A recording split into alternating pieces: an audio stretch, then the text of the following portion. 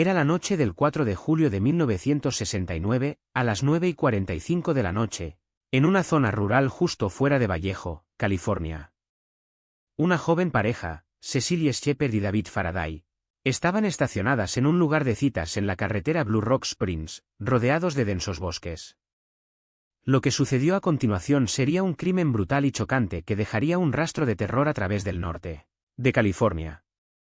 El coche de la pareja fue encontrado abandonado con el motor aún en marcha, y el cuerpo de Cecilia fue descubierto a una corta distancia.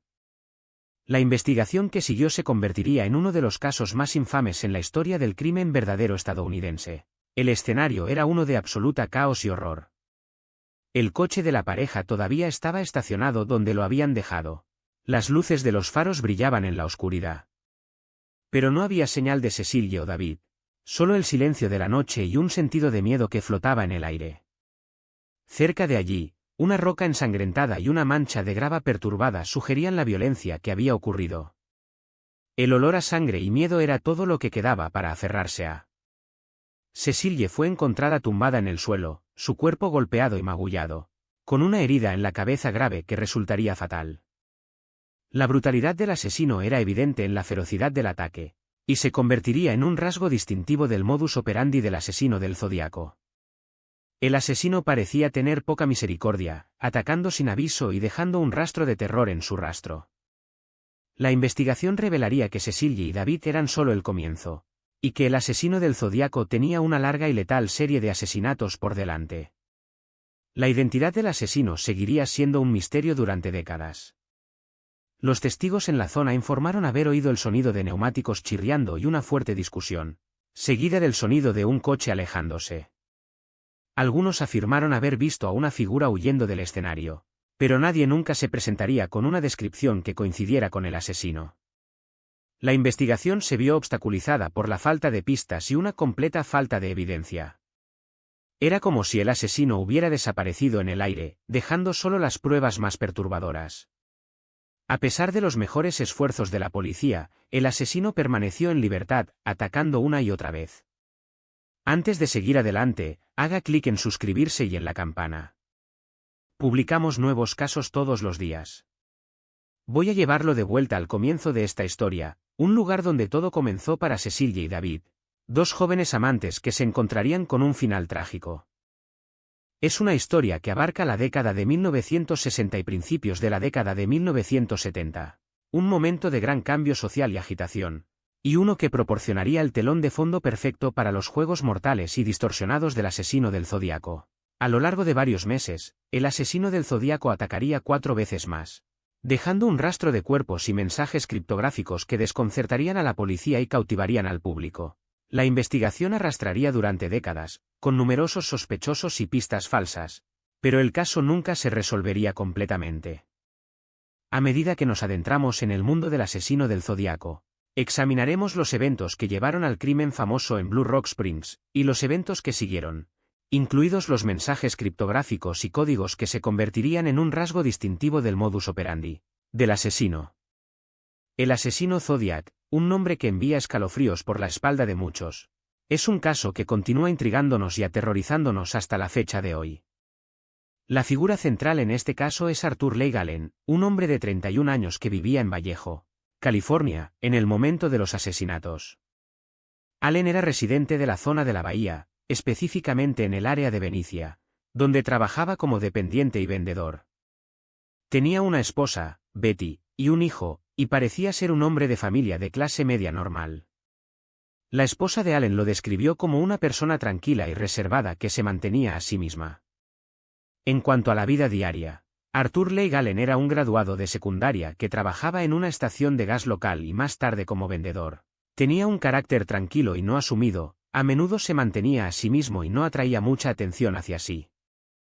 Sin embargo, aquellos que lo conocían mencionaron que tenía una fascinación con el equipo policial y había llegado incluso a comprar una placa de estilo policial, que a menudo llevaba. La fascinación de Allen con la policía era un aspecto curioso de su personalidad, uno que más tarde se convertiría en un aspecto crucial de la investigación. Parecía ser alguien que estaba profundamente interesado en la aplicación de la ley, casi hasta el punto de la obsesión. Lo que hizo que Arthur Leigh Allen fuera agradable y relatable era su vida aparentemente ordinaria y monótona. Tenía una esposa y un hijo, justo como muchas otras familias suburbanas en la zona de la bahía. Trabajaba un trabajo regular y parecía ser un ciudadano respetuoso de la ley. Sin embargo, su fascinación con la policía y su aparente obsesión con las hazañas del asesino Zodiac comenzó a levantar sospechas sobre su carácter. La fachada ordinaria de Allen lo hizo aún más inquietante, ya que parecía chocar con la brutalidad y la ferocidad de los crímenes del asesino Zodiac. Las relaciones de Allen parecían normales y sin importancia, con él confiando en su esposa y familia por encima de todo. Sin embargo, fue su conexión con la policía local lo que finalmente levantó banderas rojas y lo puso bajo escrutinio. La esposa de Allen informó que él tenía un amigo cercano, un hombre llamado Robert Regazzoni, que era un policía y había ido tan lejos como para presentar a Allen a su propio hijo. Esta relación levantó sospechas, ya que parecía que Allen tenía conexiones con la aplicación de la ley que iban más allá de la mera curiosidad.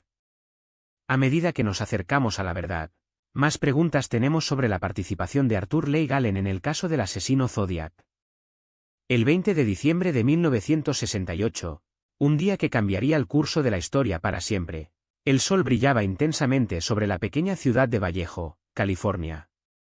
La temperatura había subido a un agradable 58 grados Fahrenheit, con una suave brisa soplándola desde la bahía de San Francisco. Era un día típico de invierno en el norte de California, con la gente haciendo sus rutinas diarias sin preocuparse por nada. Pero nadie sabía que una sensación de inquietud estaba creciendo en las sombras. A medida que el día avanzaba, un sentimiento de presagio pronto se convertiría en una realidad cruda. Los eventos que llevaron a este día fatídico comenzaron con una serie de cartas criptográficas y llamadas telefónicas enviadas a periódicos locales por un remitente desconocido. Estas comunicaciones misteriosas insinuaban la presencia de un asesino en libertad, burlándose de la policía con pistas y acertijos. El Vallejo Times Herald recibió una llamada telefónica el 19 de diciembre de 1968, en la que se hacía responsable del asesinato de David Faraday, un estudiante de secundaria de 17 años. El llamante, más tarde conocido como el asesino del Zodíaco, prometió que habría más cuerpos. A medida que se acercaba el final del día, la policía estaba en alerta máxima, pero no estaban más cerca de identificar al asesino o encontrar una conexión entre los mensajes criptográficos. A las 9:57 de la noche del 20 de diciembre de 1968, David Faraday y su novia de 16 años, Betty Lou Jensen, estaban estacionados en un área remota del parque Blue Rock Springs. Era un lugar tranquilo y aislado, perfecto para una escapada romántica.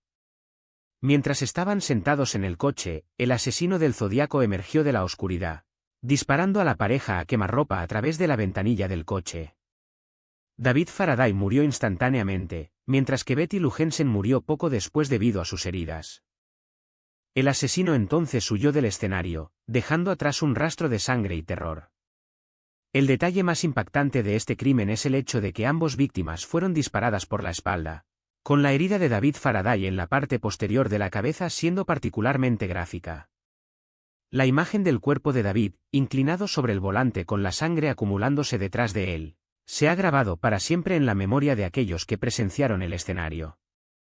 Este detalle aterrador es un recordatorio crudo de la brutalidad y la aleatoriedad de los ataques del asesino, del Zodíaco. La falta de empatía y la crueldad del asesino se convertirían en un sello de sus crímenes, dejando a los investigadores y al público en general atónitos y horrorizados. Este es el momento que desencadenó una caza a escala nacional del asesino del Zodíaco.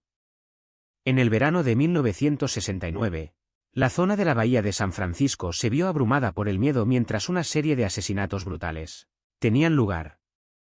La policía respondió por primera vez a la escena el 4 de julio de 1969, cuando dos jóvenes parejas, David Faraday, 17, y Betty Lou Jensen, 16, fueron encontradas muertas a balazos en su coche en un lugar remoto en la carretera de Lake Herman en Vallejo. Se lanzó una investigación, pero el asesino permaneció en libertad, golpeando de nuevo en las semanas siguientes. La policía estaba inicialmente desconcertada, incapaz de identificar al asesino o la motivación detrás de los ataques. A medida que el recuento de víctimas aumentaba, También lo hacía la presión pública por respuestas. El 31 de julio de 1969, el asesino envió su primera carta criptográfica al Vallejo Times Herald, reclamando responsabilidad por los asesinatos en la carretera de Lake Herman y burlándose de la policía con códigos y pistas. Esta carta se convertiría en la pieza clave de evidencia en el caso, conocida como el cifrado Z340. El código era un conjunto complejo de símbolos y números que desconcertaría a la policía durante años. Las cartas y códigos del asesino del Zodíaco enviados a la prensa y la policía se convirtieron en un sello del caso, convirtiéndolo en uno de los crímenes más extraños e intrigantes de la historia estadounidense. Estas cartas también crearían un sentido de fascinación nacional y obsesión con el asesino. A medida que se desplegaba la investigación, varios sospechosos emergieron, cada uno con su propio conjunto de circunstancias y conexiones con el caso. Uno de los principales sospechosos era Arthur Leigh Allen, un maestro de 44 años que se informó que había sido visto con un rifle en la escena de uno de los asesinatos. Otro sospechoso era Paul Stine, un conductor de taxi de 29 años que también era sospechoso de varios otros delitos. La policía investigó varias otras pistas, incluida una posible conexión con un grupo de motociclistas y un hombre llamado Richard Gaikowski, un ex periodista que tenía una historia de violencia. Sin embargo, ninguna de estas pistas terminó siendo concluyente. Durante meses, la policía se vio llevada en una cacería de avestruces por un sospechoso llamado Ross Sullivan, que inicialmente se pensó que era el asesino del Zodíaco. Sullivan afirmó tener información sobre el caso, pero resultó ser una fabricación. La policía desperdició meses de investigación en esta pista, que finalmente se convirtió en un callejón sin salida. Mientras tanto, la comunidad estaba abrumada por el miedo, con muchas personas en vilo, preguntándose si serían la próxima víctima. A medida que la investigación continuaba estancada, las esperanzas de atrapar al asesino comenzaron a disminuir.